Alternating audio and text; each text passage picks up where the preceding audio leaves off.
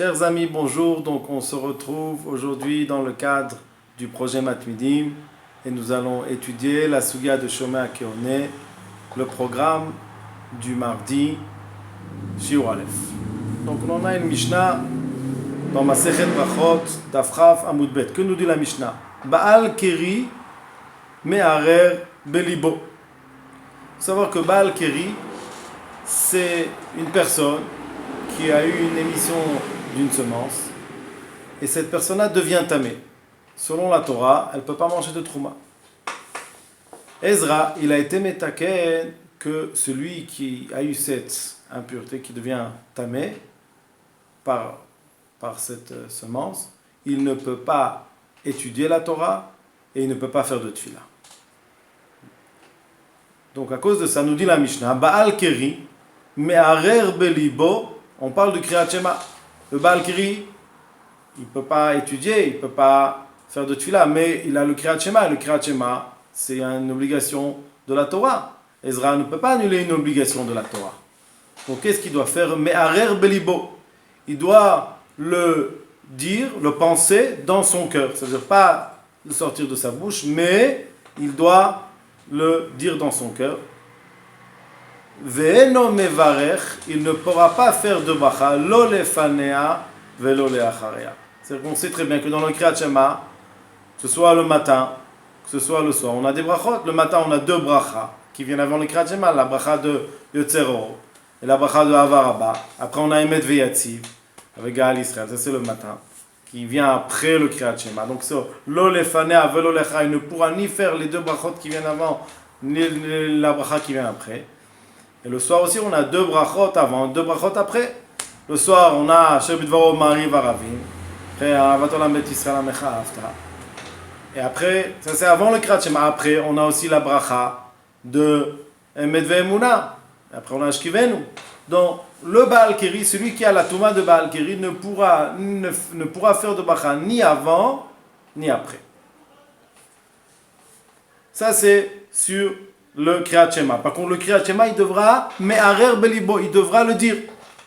Ve'al Amazon, sur le Birkat Amazon, Mevarech la'acharav, il devra faire une bracha après, la bracha du Birkat Amazon, parce qu'on sait que la bracha du Birkat Amazon, elle est minatora, elle est de la Torah. On dit Ve'achalta, tu mangeras Ve'savata et tu seras Ve'rachta. Donc on ne peut pas annuler, on ne peut pas faire une takana, on ne peut pas faire un décret. Savoir que Minatora, il peut faire une bracha, il peut faire une fila.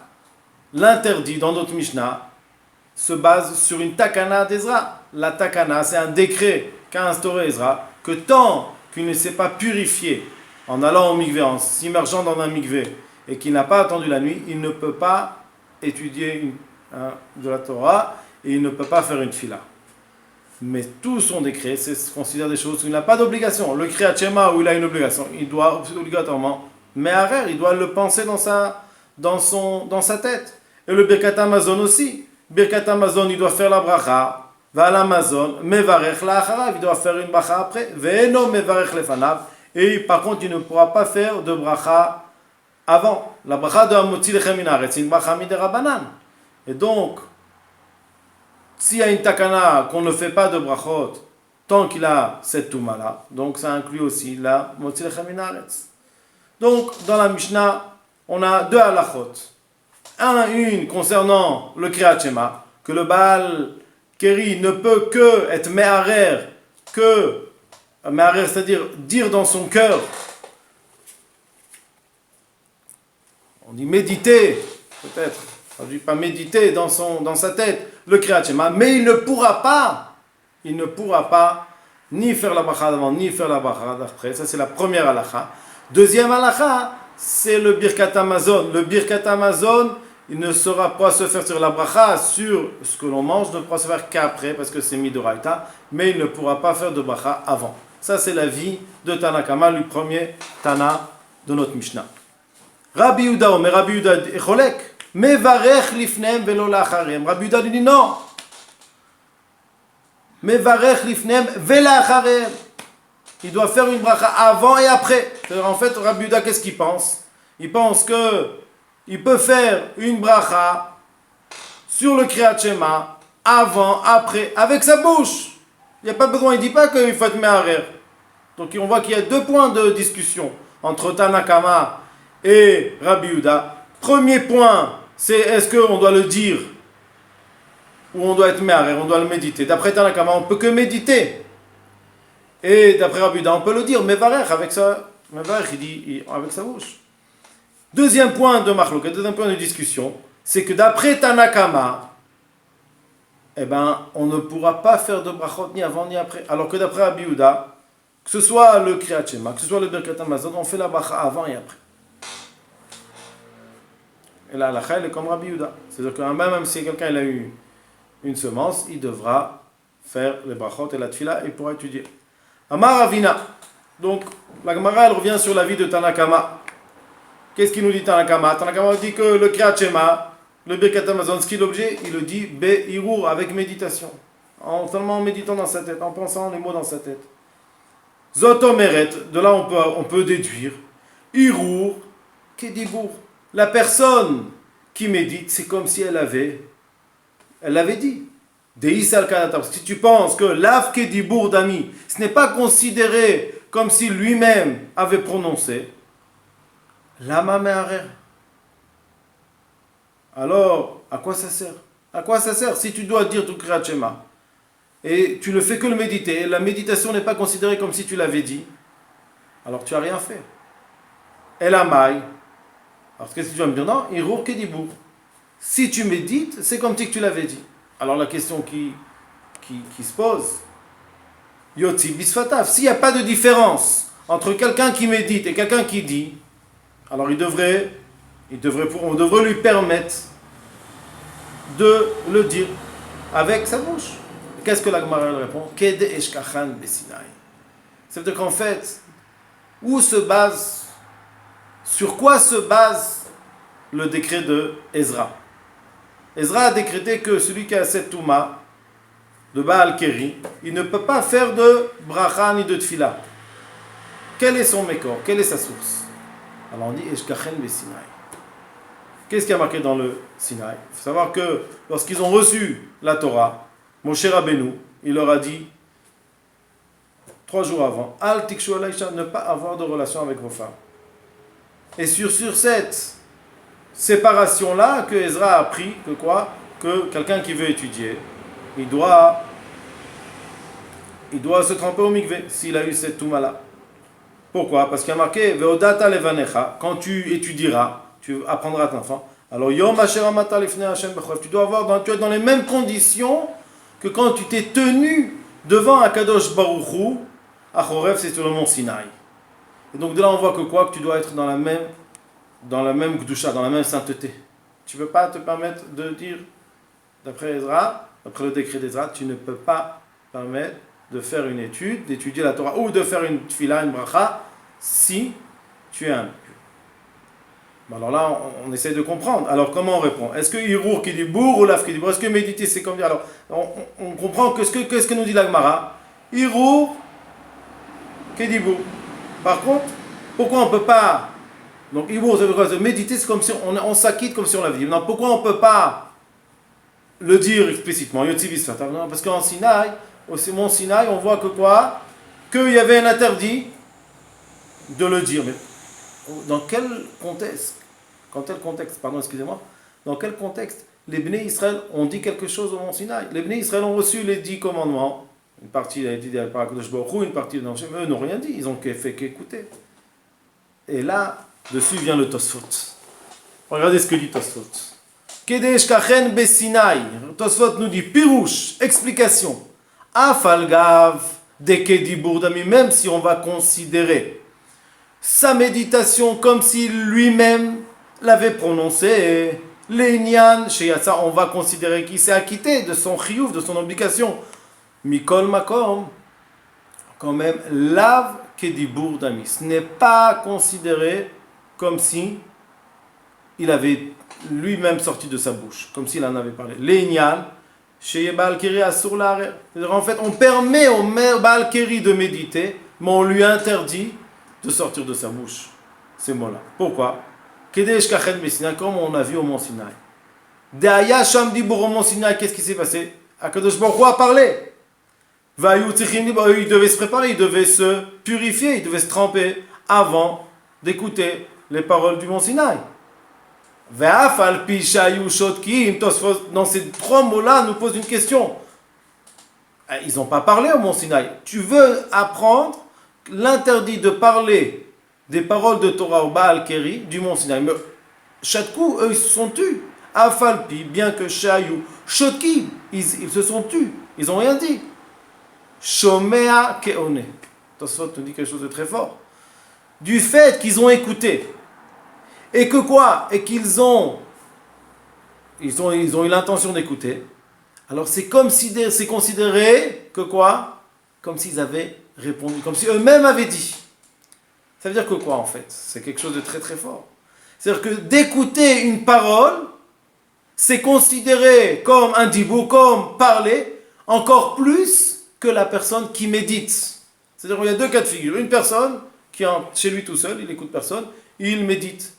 Alors dans ce cas-là, même s'il a la Touma de Keri, il peut faire son Kriyat Shema, d'après Tanakama, en méditant. Par contre, si jamais il écoute une personne, c'est comme si que lui-même, et qu'il pense, en écoutant au digne de Shema Koné, de faire ça, le digne de Shema Koné, que son écoute ait valeur d'une prononciation, alors, dans ce cas-là, eh ben, il ne pourra pas s'il est Baal Keri. Et c'est pour cela qu'au mont Sinaï, même si Béné Israël, eux, ils n'ont rien dit, ils se sont tus du début jusqu'à la fin, ils ont seulement écouté.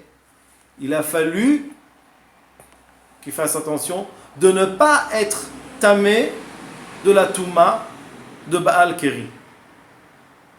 Donc ça, c'est ce que Tosfot nous dit sur notre Mishnah. Ça, c'est ce que Tosfot nous dit sur la Mishnah. Donc, si on récapitule ce qu'on a vu aujourd'hui, on va faire un petit récapitule. On a une Mishnah. Notre Mishnah nous dit deux halachot et une mahloket à la fin sur les deux halachot. Première halacha, que le Baal Keri, celui qui a eu la Touma de Keri, me'arer belibo, il fera son Kriyat Shema de telle manière où il va devoir seulement méditer. Et par contre, on ne pourra pas lui permettre de faire une bracha ni d'avant ni après. Et ça concerne une première halakha, le Kriyat Shema, une deuxième halakha, le Birkat Hamazon. Le Birkat Hamazon, la bracha qu'on fait sur le manche, il ne pourra faire que la bracha d'après, qui est Mina Torah, parce que selon la Torah, on est obligé de faire que Birkat Hamazon. Par contre, la bracha d'avant, à Motzi Lechem Min Haaretz, il ne pourra pas la prononcer. Ça, c'est Tanakama. Et ça se base sur la Takanat Ezra. Depuis qu'Ezra était Metaken. Donc, si Ezra était Metaken, d'un côté qu'on ne peut pas faire de Tfila, qu'on ne peut pas étudier une Torah, la Torah, alors on a un problème avec le Birkat Hamazon et avec le Kriyat Shema. La solution de Tanakama, c'est quoi? Me'arer, la méditation. Pense dans ta tête et ça t'acquitte comme si tu l'avais dit. Rabbi Yehuda dit non. Ce que tu dois faire, tu le fais. Ta Tfila, ta bracha, on va pas s'étaler sur la vie de Rabbi Yehuda, c'est la Gemara plus loin qu'il faudrait qu'on étudie, mais nous on retient la vie de Tanakama. Dessus, la Gemara, Ravina, il a tout de suite, il dit Zotomeret, ça veut dire que quoi? On apprend de là, Zotomeret, cela veut dire, Irur Kedibour, si jamais on permet à une personne de méditer et de s'acquitter de son Kriyat Shema, rien que par le fait qu'il a été Me'arer, alors on voit que le Hirour, il a une force comme si il avait parlé. Parce que si c'est l'Av qui dit bourg, si le Hirour, la méditation n'est pas considérée comme un dibour, il ne peut pas s'acquitter comme il a parlé, alors pourquoi la Me'arer? Donc on voit que le Hirour, la méditation, elle a quand même une force, tu peux t'acquitter. Et là, la question que la Gemara nous a posée, si c'est comme ça, alors pourquoi il ne pourrait pas? Quelle différence? Si tu peux t'acquitter ou en méditation, ou en parlant. Alors, il n'y a pas de différence. Et là, la Gemara nous dit, et d'après ce que nous a expliqué Tosfot, ça veut dire qu'en fait, si on fait une synthèse de ce qui a été dit, on a deux niveaux. Le niveau, en fait, peut-être trois aussi. Le niveau de Hirour le niveau de Dibour et le niveau de Shomea. Maintenant, sur les trois, on a deux qui sont dans la même classe et un qui est à part. Le Hirour, la méditation, elle peut t'acquitter de ta bracha. Elle est considérée comme un Dibour, comme si tu avais parlé, pour considérer que tu as fait ton obligation en disant le Kriyat Shema, en disant le Birkat Hamazon. D'un côté. Mais d'un autre côté, elle n'est pas considérée comme un Dibour, comme si tu avais parlé au niveau du Baal Keri. Parce que on sait que le Baal Keri, on a interdit de parler. Donc c'est quelque chose qui est un peu moindre. Il a la qualité d'un Dibour, la faculté d'un Dibour pour s'acquitter de son obligation. Mais d'un autre côté, il n'a pas le statut d'un Dibour concernant l'interdit du Baal Keri de faire une bracha. Ça c'est le Hirour, la méditation. Le Dibour, lui, il est plus fort que le Hirour. C'est-à-dire que lui, le Dibour, il a été interdit au Baal Keri, c'est-à-dire de parler, a été interdit au Baal Keri, même pour s'acquitter d'une bracha, il ne peut pas faire de Dibour, ou pour faire une étude aussi. Pour faire un limoud, pour étudier le droit, il peut pas faire avec le Dibour.